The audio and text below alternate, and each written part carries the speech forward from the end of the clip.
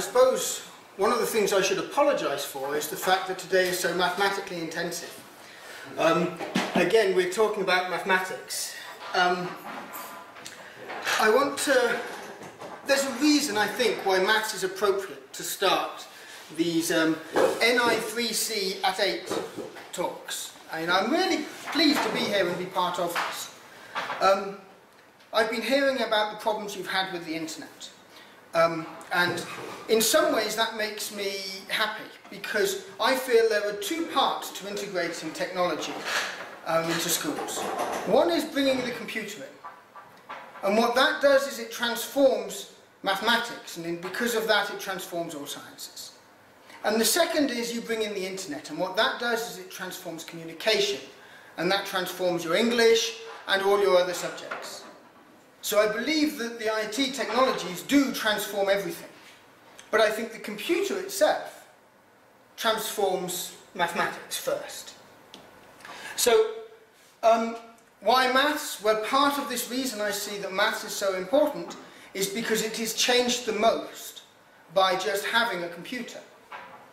100 years ago, a computer was a human being who sat in their office all day and did computations. That's what the word computer was. It was a person who computes.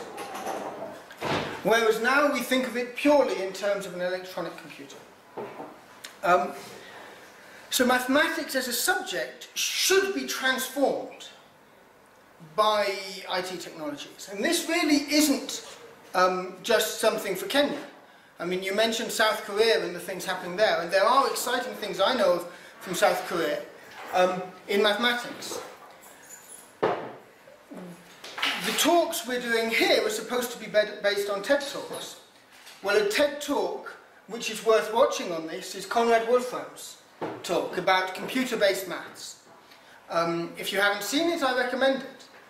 It's a really nice presentation of how and why the mathematics we teach has to change, and it will change within the next 20 years. The way he puts it is, the country that does this first will leapfrog others. Because if you can change the education of mathematics to be what is needed today, your people will find jobs, because there is a shortage, an acute shortage the world over, of these mathematical skills which aren't just calculation. The difference between mathematics as a calculating tool and mathematics as a tool to understand the world around us is immense, and there aren't enough people who bridge this gap. And so this idea of computer-based maths has become a bit of a movement, if you want, where people are trying to do this and find countries who will actually take this big leap into actually changing their curriculum to one where you now base your curriculum on the access to technology and on the fact that you can teach maths using technology. I go to these conferences, and actually what I keep saying is Kenya should be the place where this happens first. I believe that. I came to Kenya 5 years ago to teach in a university here in Maseno University, and I only came for 6 months, and I've been here 5 years because I believe that Kenya is on the verge of something very special. Not just in terms of mathematics education, but I do think that can be part of it. I think generally Kenya is going to be, if things go well over the next few years, we will look back on Kenya at this time and say, wow, haven't things changed, haven't we moved on? And there are 3 things I think which are really substantial in this, related to changing the maths education. SAMASE has been going on for such a long time, and what it is, which is so exciting for me, is it is a network. It is an opportunity to reach all teachers every year, pretty much. You know, there is nowhere else in the world where I know of such an immense network of teacher training going on so regularly. It might not have succeeded in its original goals, but it is a vehicle, if it can be harnessed, of immense potential. And so it's really exciting. the NI3C, the ICT champions, you guys. I mean, again, what an amazing resource, not just for the computers getting into the schools, but for the network of people. Again, it's people that matter here. It's this network of people who can get into schools and who can influence schools, you know, at a country level, not just locally. And there's also a wealth of existing initiatives already. Now, this doesn't apply just to mathematics. So this applies to other subjects as well.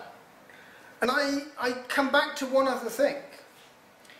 I think what the computer can bring to almost any science, the most powerful tool that can be used by having access to a computer is the improved mathematics. You can now display data much better. You can collect more data if you're in your biology. And you can now explore it and see what's going on. You can understand things from the data, from the maths and stats. So much more. And so there is a real opportunity. If we can crack mathematics in schools, it's the hardest one to crack in many ways. Because the curriculum is not well suited, because the curriculum is out of date, not in Kenya, but the world over. The British curriculum, which I know well, I claim that it is 100 years out of date. It is a curriculum from 100 years ago.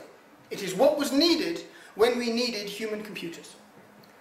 That is what we are trying to create with the maths education in schools in the UK. And I believe that's what people are trying to create the world over. Calculators don't help this. It is only computers that can really, I think, help us get away from that and move away from calculation to much harder things. Let me just put this in perspective. Most high school curriculums, the height of high school curriculums, calculus, being able to differentiate. But you can teach a 7-year-old the concepts of differentiation if you don't do the calculation. They understand speed, they understand rates of change. That's all calculus is. Why are we waiting till the end of school to teach such a vital and important concept? The only reason is because the calculation is hard. But they don't need to do the calculation age 7. You can teach them the concept. We can turn the curriculum on its head and we can create people who understand the world much better. I want to talk a little bit about some of the existing initiatives. And the fact that I think we need to do things not just at schools. I mean, I'm talking about it all across all academic levels. I'm a lecturer at a university. When I first came here, I taught almost entirely postgraduate. And it is through the postgraduate that I've got involved, initially through some of my students teaching undergraduates, and then through some of my other students teaching in schools, that I've got involved at undergraduate level and at schools. And so I'm now involved across the board. And what I've realised is that it's really important to be thinking, particularly in Kenya, to be thinking not just at schools, not just at postgraduate level, but across the board, because everything is so interlinked. If you want to work in schools, you need to work with teachers. Most teachers want a master's. New teachers go through an undergraduate. If you really want to affect schools, you have to affect universities. And if you really want to have good students coming through university, you have to have good students coming through schools. These are so interlinked, it's so vital we try and actually think about the bigger picture, not just what's going on in schools. I have 3 things which I'm going to sort of discuss at the end, but first I'm going to tell you where we've come from. So, there's a conference which we've had now 2 years, so the next conference is the Strathmore Maths Conference. And this tries to bring together mathematicians from all over the region. And I think it's really important to mention here, because the idea of actually communicating these ideas to a popular audience happened there. We put up some videos from the Strathmore Conference 2 years ago, and it's an opportunity to try and rethink how maths is taught at all levels. When I first arrived, I was a pure mathematician, and I was asked, there was an MSc student who was going to be sent home because there was no one to teach him on the applied statistics. And I said I could take a course, and that made the difference between there being enough lecturers and not enough lecturers for him to be able to stay that semester. And through that I got involved in integrating computers in applied statistics MSc. And this was, for me, such an amazing learning experience. Because what I wouldn't have realised if I hadn't been teaching that is how much of a difference a little bit of integration of technology can make into the usefulness of our graduates. The difference between a graduate who is really computer literate, can use statistical packages and can do proper data analysis, and somebody who only has the theory is immense. It's what's needed in the marketplace. We need in the marketplace people with these skills. And the integration of computers is essential in everything we do. This isn't just at schools, this is throughout our education system. And from there I sort of used that to train some other young lecturers. And they went back, and from the training of lecturers we also integrated a new master's program which was really built out of this integration of technology. And the lecturers brought the statistics into the IT curriculum of Messina University. You know, I used to play on the volleyball team at Messina University, and we used to make the chant from other universities was that we played volleyball with IT. Because every degree program in Messina is with IT.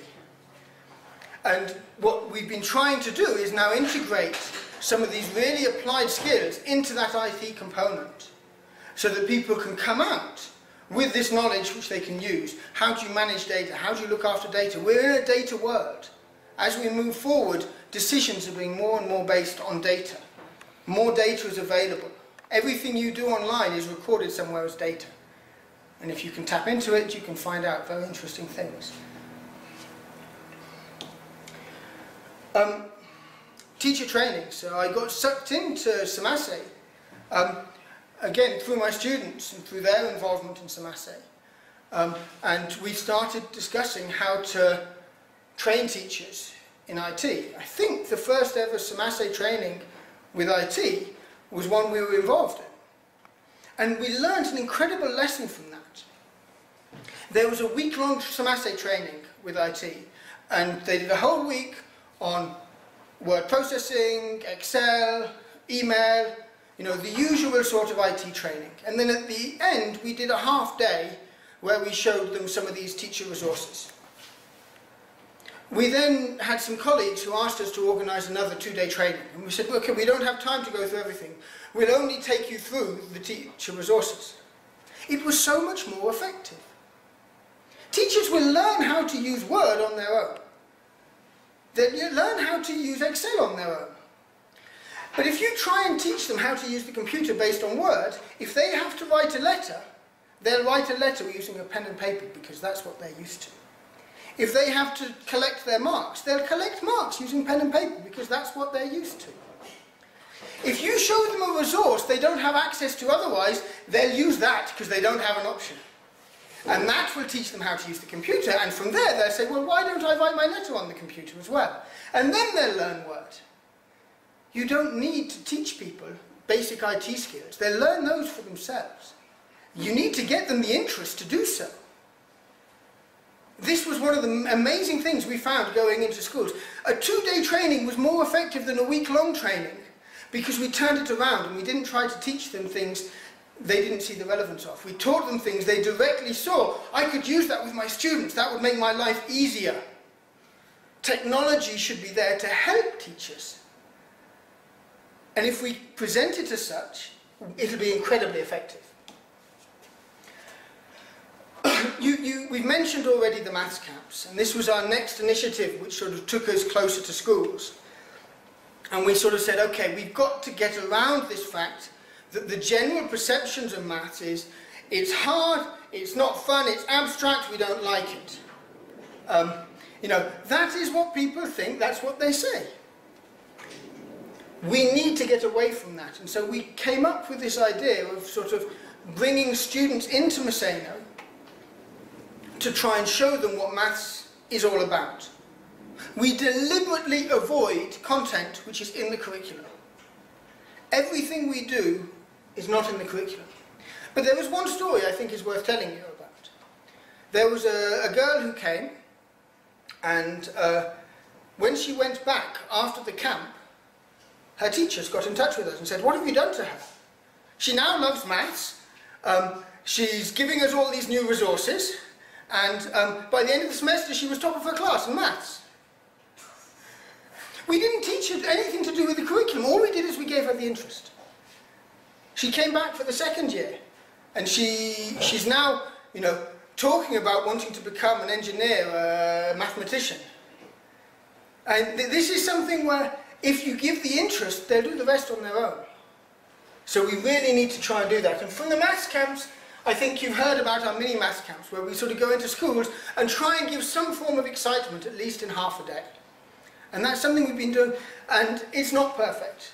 We're sort of refining it all the time, because a half day is too short. One of the things I think would really help is integrating this with something like the ICT champions, who can then be the follow-up, because they're following up anyway. When you go somewhere where there's a computer lab, we install the software, we make sure the students know how to use it. Notice the difference. We're directly dealing with students here, because they pick up the technology so much faster than the teachers. And actually, there's a few initiatives where we're trying to train the students, and the students are training other students, and the teachers along with them. And that's a really interesting model, but it's still growing, we're still learning. And this has got so interesting. We had a visitor from Ethiopia last year who came to our maths camp, and the Bahida Maths Camp, which will be held in July next year, is in Ethiopia. So the idea is the initiatives coming out of Kenya are spreading quite quickly to the region. Okay, this is something where if we can do things here, people will come, they'll see what we're doing, and we won't just help Kenya. This will have a real effect throughout. And Kenya is already becoming a centre where people are looking what's happening in Kenya. So one of the things I've been thinking about for a long time about this is that most of my students are teachers.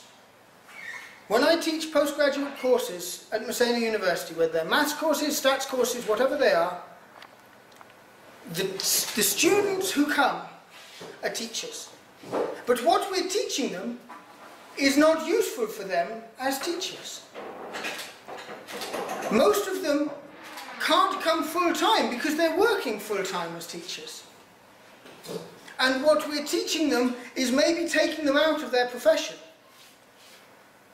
We need a master's program, for mathematics in particular, which tries to encourage teachers to stay within their subject area. We require a program which is adapted to teachers and suits teachers and gives them what they need. And this is really sort of small, but I think the idea is very simple.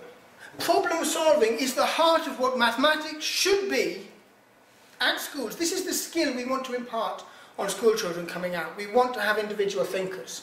And we have a few ideas about what this means: mathematical reasoning, computer-based maths. How do you teach mathematics? And what are research methods? Because that's so important in everything you do. And so we think if we can bring all of these together into a master's program around problem solving, that would maybe contribute towards the training that teachers need to be able to be the innovators we want. But the bigger question is, it's not enough just to train the teachers. We need to look at this syllabus, not just of mathematics at schools, but of mathematics more globally.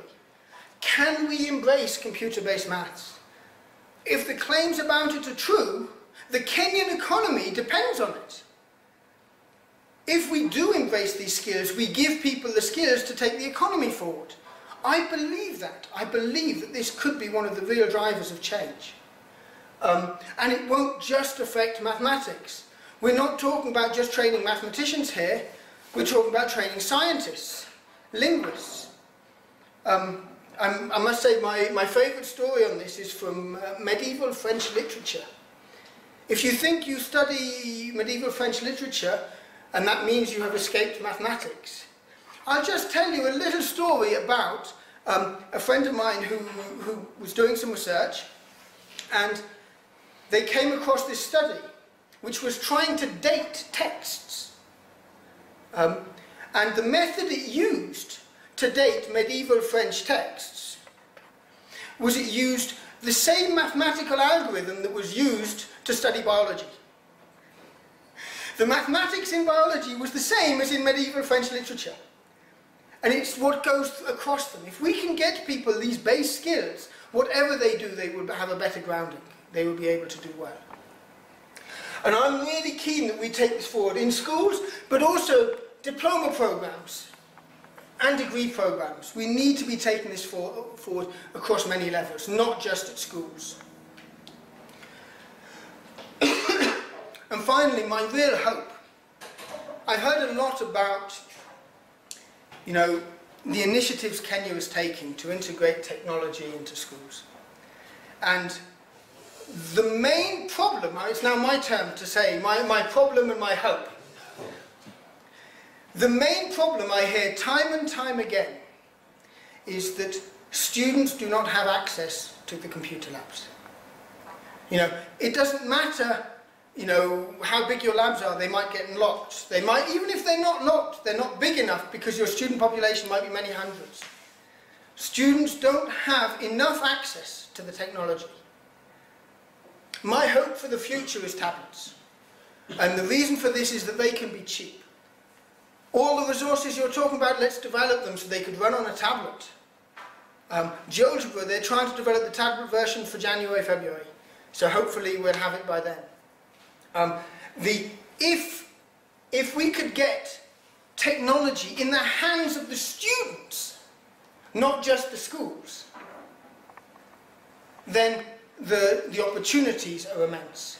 We cannot do that without going through the schools, of course, and without having this network of IT champions. They're going to be an incredibly important component. It might not happen in the next year or the next 5 years, but I believe this is the future. And whether it's a tablet or a netbook or whatever it is, I don't know. But I believe having technology in the hands of the students is where we can really transform the education. And I want to finish by saying, let's remember to try and change things across all academic levels. Thank you.